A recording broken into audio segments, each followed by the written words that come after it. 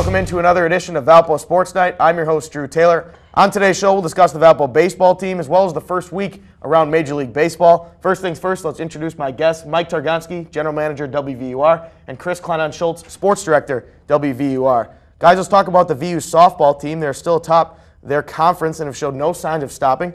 Is this the year they win a Horizon League title? This is really the best chance they're going to have for a while. Although Coach Stevens and the staff wouldn't like to admit it, the biggest thing is that there's this great senior class that's really carrying a lot of the efforts for the team. You have Jordan Rutkowski having this absolutely phenomenal season at the plate and also behind it defensively. But then you also have the pitching, which is primarily done all by seniors. You have Alex Legesse and Sam McGee throwing extremely well. And even after those seniors, everybody they've been able to put in the lineup is hitting well. Not often do you see batters 1 through 9 pretty much hitting relatively consistently and also hitting for the kind of power that they have. They have a great chance because they're already on top of the conference, and with the senior class leaving, this is probably their best chance since joining the Horizon League to win a title. I agree really with everything he's talked about, the power they've been able to produce up and down the lineup. I mean, Marinek is hitting 5th or 6th or whatever, and she's been hitting balls out of the ballpark left and right. Same with Rutkowski, Brittany Duncan in the middle of the lineup too. And you get those runners on base to start the game, particularly Dorfler and Strickland, who've been at the top of the order pretty much the entire year in the 2 and 3 holes respectively. You get them on base, they're going to score. I mean, that's the way it is. Right. But he talked about the pitching too. The senior dominated with Legesse and Sam McGee. And then you have Shaylee Jansen coming in if any of them are in a pinch and they got to get out of something. I think, yeah, it's their best shot. But here's the thing: is they've been, one of the top dogs in the conference for a while, and then they get in the playoffs and they don't do anything. So it's getting over that hump first, because these seniors haven't done that. And that's the thing moving forward that they have to do. I know Jordan Stevens is his 2nd year. The players really like him. He's done a great job with the program.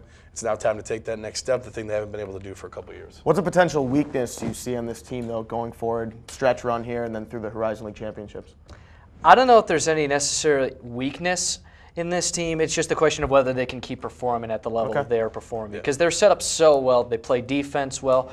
We talked a little bit about the pitching. That's a pretty solid core when you have Legesse and McGee at the top. And even if they want to go someone else that isn't in the lineup, if someone struggles in the lineup, there are more than enough people on the bench they can put in to replace them. So it's a pretty good setup. They just have to keep riding the wave.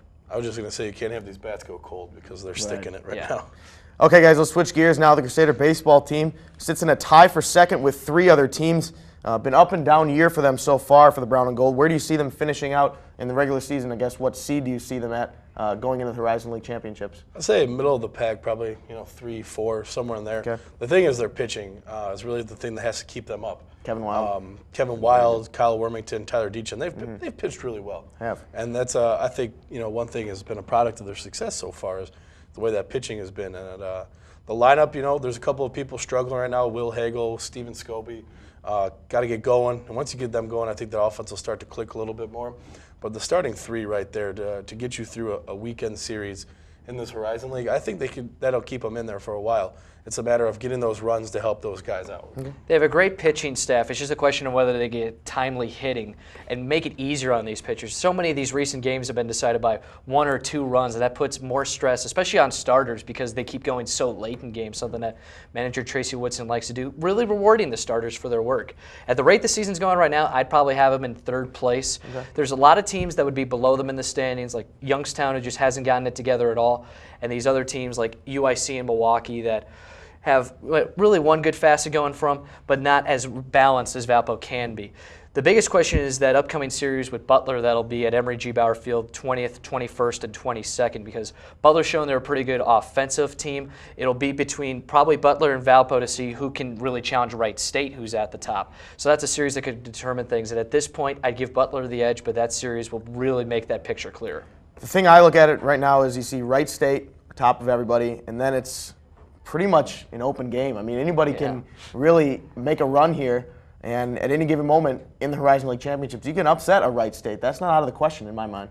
I mean, they almost had that win at home a couple weeks ago. I mean, you get a couple of timely hits, and you're right back in, and they had a big rally in the 9th against their closers. So I think that, we talked about their pitching already. That's going to be their strength going forward. Tyler Deachin, Kevin Wild, and Kyle Wormington, they throw strikes, very sound mechanically. Wormington has gone a couple of starts without walking anybody. He spots the ball really well. He gets them to get ground balls and pop outs and stuff like that. They do a real nice job working each side of the plate, mixing in their pitches, and keeping a low pitch count, which is enables them to go deep in these close 1-run, 2-run games. So if that hitting could sustain and keep go, or can make a jump and drive in some more runs, you get a couple guys in the middle lineup going a little bit better as they play. They start the second half of the season coming up here, the conference season coming up. They might challenge for the right state spot like you mentioned, but right now they have to do that. Yeah, the pitching appears to be pretty steady. A lot of first pitch strikes. They lead the Horizon League in walks allowed, obviously in the positive format of that.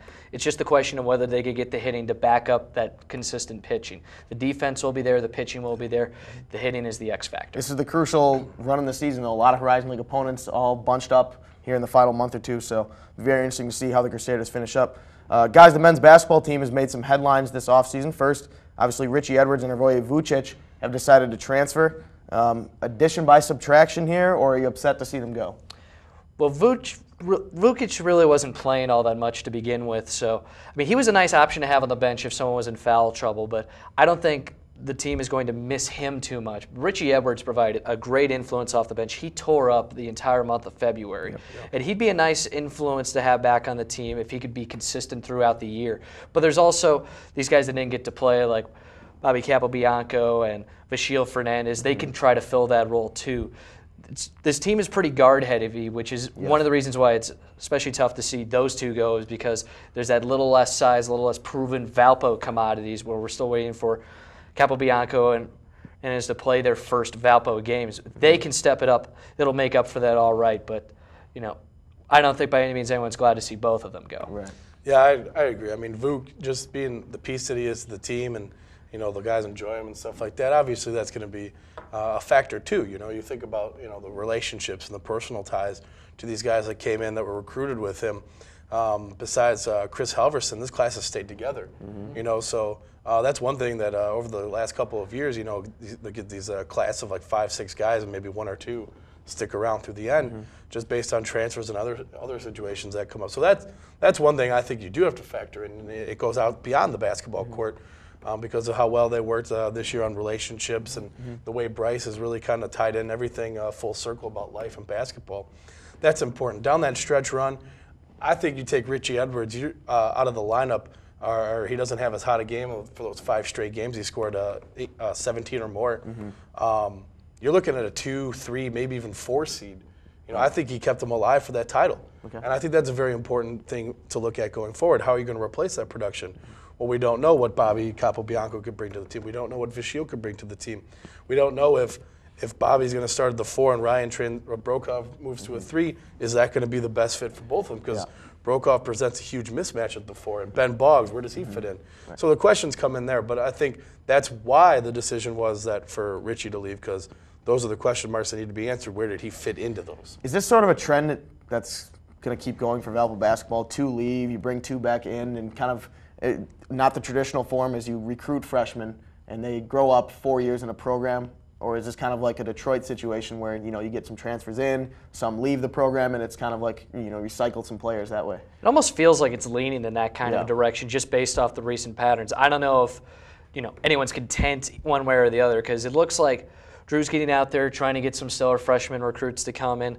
There'll always be the need for other people to come in. Just look what Brandon Wood did in a couple of years with Valpo to really kind of get the ball rolling.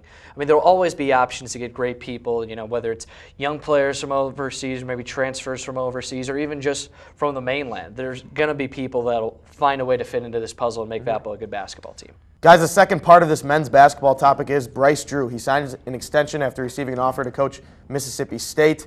Thoughts on his tenure continuing here for Valpo? Obviously, I think it's the right choice. It was the first year for him to come in, won Horizon League Coach of the Year, really put together his program. And I think it would have been a little bit more, on the detrimental side to have him leave after he kind of, reestablished his coaching staff, worked out his rotations, worked in the recruiting game that we've seen already. That's not confirmed yet, but the 2 guards coming in. And so, you talked to your question about recruiting, give him some time to get his wheels in motion again, and before we start seeing these freshmen come in and stuff like that. So I think it's the right decision. Obviously, it paid off this year. Hopefully it's the same thing next year. Hopefully it's the same thing the year after that. And I think Bryce is the guy to do that. Well, we just talked about the group of players being able to stay together. It's so critical to also have that coach stay in there. Yep. I mean, a lot of people are starting to compare this situation with the one that Scott Drew was in, where he was the coach for 1 year and then left to go to Baylor. Well, when he leaves, there's still Homer Drew to come back, who's not only in the same family, but the previous coach has the relationship with those players. If Bryce leaves, you're almost pretty much starting over from the coaching perspective, whereas you keep this group together, you get them continuing to move in the right direction, and since they're all staying together, with the exception of those couple players leaving out, that keeps Valpo really as the front runner heading into the next season and gives them an opportunity to really start to build a dynasty. I think Bryce Drew gives us the best chance to win, and I think going forward he has bigger thoughts. He wants to be like a Gonzaga or a Xavier, and really what's holding Valpo back from being that type of team? Nothing. I mean, Xavier, Butler's, those types of teams, they're mid-major. They went out and did it, no excuses. I think Valpo could be that team. Get in the tournament. Yeah, get in that tournament, make that next step, and then you can work from there. Fair enough. We're up against the break. When we come back, we'll discuss the first week of Major League Baseball, as well as Tigers' performance at the Masters. You're watching Valpo Sports Night. Stay tuned. I'm Brandon Spinner, and I'm on VUTV. I'm Lisa Meadows, and I'm on VUTV. We're Women's Ultimate Frisbee, and we're on VUTV. I'm Tristan Leonard, and I'm on VUTV. We're Men's Ultimate Frisbee, and we're on VUTV. Hi, my name is Nicole Graham. I'm an admission counselor here at Valpo, and I'm on VUTV. We're Air Force ROTC, and we're on VUTV. We're Mock Trial, and we're on VUTV. I'm Matthew Barnard, and I'm on VUTV. I'm Vince Liuto, and I'm on VUTV. I'm Becky Venema, and I'm on VUTV. Hi, I'm Professor Powell. And I'm Lauren Whitney Gotbreath. And you're on VUTV. Hi, I'm Michael Graves, and I'm on VUTV. Hi, I'm Pastor Jim, and I'm on VUTV. We're VUVOX, and we're on VUTV. I'm Logan Cohen, I'm on VUTV. Hi, I'm Veronica Heckler, and I'm on VUTV. Hey, I'm Kevin Deitch, and I'm on VUTV. Welcome back into Valpo Sports Night. Again, I'm joined by Mike Targonski, General Manager, WVUR, and Chris Kleinon-Schultz, Sports Director, WVUR. Guys, some national topics here. First week of baseball in the books. What's your biggest surprise so far? Well, I'll start off one with the negative and one with the positive. Okay. I'm kind of shocked that the San Francisco Giants, even just with a small sample size, haven't done as well to open the year. In fact, the pitching's been pretty horrendous. Tim Lincecum has been rocked every start he's had in the month of April so far, even counting spring training. The fact that, one, they have Guillermo Mota, and two, they actually want to use him in games. Drew, you know this from the Brewers side. That hasn't always been the best policy. No. Although I think when he was in the Mets, he helped you out on a couple of games. Did. I'll throw that out there. But the Giants definitely look like they should be a much better team than how they've been performing at the start. Maybe it's just a rocky transition into the year. And then just a fun one, I'd say, for Dave Caulfield, my assistant, the fact that the Mets season isn't over yet, and the fact that they're near the top of the division, I'm sure he appreciates Boy, they that. look like a new team, though, with the fences moving in. It just seems like new energy. David Wright has gotten off to a good start to the season, and I look for the Mets to contend in that East with the Phillies being down, a lot of injuries there. Who knows? I mean, that'll be a fun decision to watch, especially like if the Marlins get things together. Mm-hmm. They have enough talent to make things right. That East could really be a power-packed division, as it tends to be. But now this year, you throw them in, the Nationals, and Steven Strasburg off to a decent start. Yep. That'll be fun to see where that goes. For me, it doesn't sound like it should be a surprise, but mine's the start of the St. Louis Cardinals. They lost Albert Pujols. They have a new manager, Mike Matheny, coming in. He was a good catcher for him. It was a very good defensive catcher, one of the best. And he comes in managing, new look. David Freese, I mean, yeah, you could catch fire in the postseason, but, I mean, come on. Right. Look at the start this year, and you thought, going into it that the Reds were going to run away with the NL Central with their pitching that they stacked up over the offseason and obviously the lineup that they've been able to piece together. And some of the losses, the teams had, like the Brewers losing Prince Fielder. I mean, the Pirates and the Cubs and the Astros, put them at the bottom, all that kind of stuff. And the Cardinals have come out firing off the World Series victory, too. Like I said, why you wouldn't think it would be a surprise, but they lost probably the biggest power bat in the game today.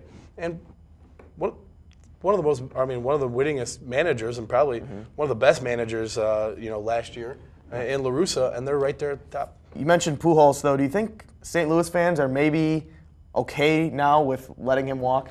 I mean, look at how much money the Angels had to invest in him. But the bottom line is that they're still the St. Louis Cardinals. They're still going to sell out most of their home games. They're still going to create that revenue stream. So what are you really missing in Pujols? Obviously, I know the numbers every single year, but the Angels are going to regret the last 4 or 5 years of that contract. And the Cardinals, have washed their hands, Yeah. clean their hands of that, and they can move on with money elsewhere. Well, I think that's the best thing to do in that situation.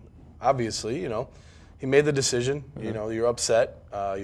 He's your guy. He's been there for his entire career. He jettisons for somewhere else. Move on, okay? We got a new look. We got a new manager. Didn't even mention the pitching. Dave Duncan's on an extended leave of absence, so they're working under a new pitching coach for the time being. So that's starting pitching and that defense. It looks like they're going to score runs. So those are things you move on with. I think that's the best approach they could take to it, and they have. It's a similar situation too in Milwaukee. Being a Brewer fan, is seeing Prince Fielder walk. Sure, took me a week. Kind of was upset about it. When you're looking at it, you have Markham needing an extension. You have Greinke, looking for a multi-year extension. So if you were going to sign Fielder, it might have been at the expense of your starting pitching. Yeah. So I like it, and you still run in Ramos Ramirez to try to replace and give Braun some protection in the 4-hole. But to me, I think the Cardinals and the Brewers are not too upset that their big guys walked. I mean, it's one thing when you lose a big star, you miss kind of that consistency that they provide. But if you can use the money that you don't spend on those people and get that whole bunch of players that can eat, like you mentioned with the Brewers and their starting pitching, that's how it works out in the long run. You want to be able to keep as many of the pieces as possible. And if you lose a big one, I mean, there are definitely resources like Matt Gamble and others who can come in with the Brewers example and actually fill those holes. And go Orioles, all right? Go Orioles. It's a heck of a start of the Showalters? season. Come on. Fair enough. We're going to switch to golf now. Bubba Watson took home the green jacket at the Masters last weekend. But perhaps the bigger story was Tiger's play and behavior at Augusta. What did you guys take away from the weekend overall? I mean, Tiger Woods, that's kind of the perception I've had of him for a long time. He's a winner. He wants to do everything that he could do to win. And when it's not going his way, it's been a rough stretch the last couple of years. And I'm sure getting that win prior to going into the Masters was a big thing for him. And he expected to play at that level again, and he didn't. So going forward, you don't want to see him act like that or anything like that. But that's kind of been Tiger, over his time. And the thing with Bubba Watson winning it, is he going to fall into this trap of golfers that just win it and then they're kind of done?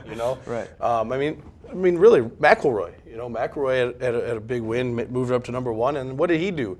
He was in the double digits in the standings down there. So hard to predict golf, though. Right. It's so the good thing, you asked what I take out of the weekend. I take out of Bubba Watson's going to be back. Yeah. And golf is just so finicky. You mentioned Tiger getting a win going in. You think he'd have some momentum. Yep. And things just didn't work out well for him. And we've seen Tiger with emotion before. The expletives, different things with his clubs. Kicking the club, I think, was just kind of that extra little level. Right. It's one thing to throw equipment. That's something people are used to, slam it into the bag. But physically kicking his club and actually getting some pretty good distance out of it. Right. He's got to be able to behave a little bit better, have a little more control of his emotions than that. More importantly, though, he just has to be able to continue to keep getting comfortable because he's obviously not at the level that he used to be where you'd expect him to win all the time. He's just got to find a way to keep getting in tournaments, stay healthy, and be consistent. Because even since coming back, he had a little flare-up, what was it, a month or two ago? He's just got to be able to go out there, get into a rhythm, and make sure that he's all right with his game and his emotions in check. Yeah, to me, when Tiger was the #1 player in the world, he could get away with an occasional club throw, an occasional swear word, things of that nature. But now, when you're not the #1 player and you're still acting like a prima donna, players are going to take offense to that. And a lot of them have come out and said he's disrespecting the game. And there's a lot to be said about that. Well, it's good to be the king. And when all of a sudden you're off the throne, then you can't do some of the things that you did before. It's just natural. We're going to take one final timeout. When we come back, we'll talk about the NBA playoff picture. You're watching Valpo Sports Night. Stay tuned. We're a Student Alumni Association, and we're on VUTV. I'm Lisa Meadows, and I'm on VUTV. I'm Logan Cohen. I'm on VUTV. I'm Martina Johnson, and I'm on VUTV. Hi, everybody. I'm Dick Vitale of ESPN, and I'm on VUTV. It's awesome, baby, with a capital A. Back here on Valpo Sports Night for our final segment. Again, Mike and Chris here with me. The race for the 7th and 8th seed in the East is heating up, guys. Who's your odd man out, Milwaukee, Philly, or New York? It's kind of tough for me, but if I had to choose right now, I'd say Milwaukee just slightly over Philly. Part of it's the fact that Milwaukee's currently the 9 team as they head into the final week or so of the season, and Philly's a couple games up, so they have that little bit of a cushion. I think Philly's got a fairly tough schedule down the stretch. I believe a lot of road games to end the season. Yep. I think maybe like 5 or 6 in a row at the very end. And against some decently good teams, so that'll be tough for them. Just New York as a team, I think that they have the ability to bounce back. Carmelo Anthony showing that he has the ability, sometimes to take that game over, be able to work that. I would have New York in kind of slightly ahead of this 2-team race at the bottom. I just think the way Milwaukee has performed versus Philadelphia, the space that Philadelphia already has, even though it'll be tough down the stretch, I give the slight edge to the Sixers right now to beat the Bucks. Okay. I think the distance that New York created last night against Milwaukee is what's going to push Milwaukee out of the playoffs. If Milwaukee won that game, you could say any of the 3 were going to battle for that, the spot out. Yep. But I think Milwaukee kind of led it that way. There's 8 games left, 8 or 9 games left. New York's showing that they could win, down here with, I don't remember the new head coach's name, but without D'Antoni, And I think, too, moving forward, with Amari Stoudemire not in the lineup for now as an injury, and you work him back and he takes a spot on the bench and he really capitalizes with that, Amari's different than Carmelo in a couple of ways. Carmelo wants the ball. Carmelo wants to score. Amari, he's okay with winning and scoring 9 points. Okay. So if Amari could fit into a role off the bench at the end there, watch out for those Knicks in the playoffs. Okay, Chicago and Miami are in a class of their own. The middle of the pack's kind of all locked up. It's just a matter of where they go. And then it's the final 2 seeds. I think New York will slide in maybe at the 7, and Philly will sneak by Milwaukee at the 8th because Milwaukee just lost a little bit of distance. No love for the Bucks even after that trade, huh? I know you'd like to see it, but I think it could be interesting, especially because of that road stretch for Philly. But at this point, maybe in a week it'll change. But right now, I'm saying the Bucks will be left out. I am not fearing the deer whatsoever. You're not fearing the that's whatsoever. Fine. Okay, anyways, we'll move on before I know I get heated. But either way, the new Marlins Stadium may have baseball traditionalists rolling in their grave. What are your thoughts on the whole hoopla in Miami? They trying to grasp the culture of the city? I don't know. You guys can take that one away. I understand the change. They moved in a new stadium, a new look, a new feel, a new brand, trying to get their own appeal for that. Right. But I think the stadium is way overboard. All the money that's spent on it. I mean, Florida, the reason they were looking at getting a new stadium and getting out of whatever it was called, Pro Player, Land Shark, Jimmy Buffett Stadium, whatever it was, that was what they were trying to get away from. Right. Because they weren't having people come to it. And they built this state-of-the-art stadium. So what is it? Is it the aquarium for a backstop or the Flamingo Monument in center field? I think it's the thing in center field, because they brought it up in spring training about they haven't been able to test it with a batter yet, the distraction that could bring to a batter. And you're posing that advantage to the pitchers in that stadium. That's the reason they have a backdrop. That's the reason they created that, and they have the bushes at Wrigley and the clear scoreboards, out there, and why Yankee Stadium scoreboard's like 4 stories above the stadium in center because of that. And I think it's stupid. Okay, I agree. I would like it. I like it a little bit more than the old place. I mean, it's one thing playing in a baseball stadium versus pretty much a football stadium, and I don't necessarily like the color scheme too much with all this kind of bright green and everything. I believe it fits with them, though. So I'll give them that kind of concession. But, I mean, aquariums for backstops and this little, jukebox, flamingo, dolphin, whatever it is in center, it's a really weird distraction. And I remember just seeing people comment on it, through various networks like Facebook and Twitter. And an argument I kept seeing coming up is, it feels like the Marlins are a minor league team because of all the distractions and all of these, bright colors that they've thrown in. I think it kind of works for Miami a little bit, but I mean, between the awkwardness of the stadium, versus what you'd get traditionally, and the Maroon 5 logo on the caps, I'm just not getting it personally. And they put that thing in the dugout that's just a ticking time bomb. I don't know if you guys noticed that, but his name's Ozzy. Hasn't he already gone off? That's what I'm saying. That's the problem. We've seen this before with new stadiums, though. I mean, right now, they're in the honeymoon phase. People are going to see the ballpark more than the team. But you look at, PNC Park with the Pirates. Yeah, a lot of people went first year, but once they realize it's the same old Pirates, they're now drawing, their usual 13,000 to 15,000 fans a game. And you know what? Eventually, I think it's going to happen to the Marlins because, again, their time is up here, and I think they're rolling on a honeymoon here. I mean, the positive that the Marlins have is that there's a little bit more control that they can have with the stadium, where there's a roof that they can now use. They can try to make it a little cooler on the inside, take out some of the shade. like we mentioned before, it's a baseball park, so the sight lines are probably a little bit better. So the stadium itself offers a little more amenities, so it'll be easier, I think, than it was before to get them in. But I mean, it's still Miami. There's still like 50 million other things you could do there, so it's still going to be tough for them. Well, you mentioned before trying to fit in the community. They went out and spent the money. They got Jose Reyes. They acquired Carlos Zambrano. You know, they brought in a better pitcher with Mark Burley. They're trying to get the appeal there going. They spent the money on it. So now it's the product on the field, and it's up to them. And the little mishap with Ozzy is, you know, people are calling for his head right now. So it's not, you know, you're talking about the honeymoon phase. Maybe it's over. It's leading towards a divorce pretty soon. Switching gears now, I know that's an interesting topic to talk about all day. But anyways, NFL draft vastly approaching. If you're the Colts GM right now, do you pick Andrew Luck or Robert Griffin III? Andrew Luck, by many different sources, has been pro-ready ever since the end of his freshman year. So for 2 extra years, he's gotten that college experience and gotten ready to go. He's a good traditional quarterback, which, I mean, most of it's Peyton Manning, but that just seems like something the Colts would naturally lean to. So by all accounts, for the consistency and for the attributes that he can already bring to the NFL level while still being able to improve, I go Andrew Luck. I agree with Andrew Luck. Irsay tweeted the other day saying that you could tell why he was the class of Stanford the last couple of years, saying that just in a 2-hour sit-down he could see why people were so high on Andrew Luck. And I think just because of the way that it's been handled in Indianapolis, the way they've kind of already kind of forced their hand is the, what did they call it, the suck for luck sweepstakes or whatever, trying to fight in for luck. I think it's a good choice. But I do think with the way the NFL is going, and not like, you know, Indy trying to change their image and reset their, you know, reset the program. The way the NFL is going, I think RG3 would be the right pick.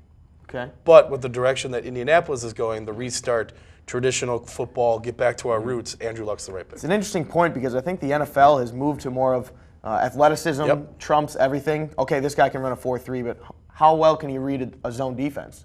You know, I mean, things like that, and a lot of teams are glancing over the IQ part of football and just going with his numbers on the combine or whatever it may be. Can he read a zone defense or can he run through a zone defense? Exactly. You know, that's Cam Newton. You got RG3. You know, this is the kind of the trend of the quarterback now. And, you know, like I said, you know, and Chris said, Luck's the traditional guy.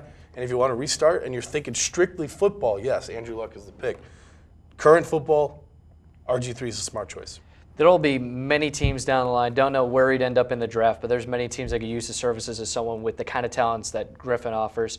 Andrew Luck just seems to be a more stable pick, something that's probably a safety decision, and pretty clear that the Colts want him and that they'll probably choose to get him. Yep. We're out of time. I want to thank my guests, Mike Targonski, General Manager, WVUR, and Chris Kleinon-Schultz, Sports Director, WVUR. I'm Drew Taylor. I want to thank you for watching. Tune in next week for an all-new edition of Valpo Sports Night.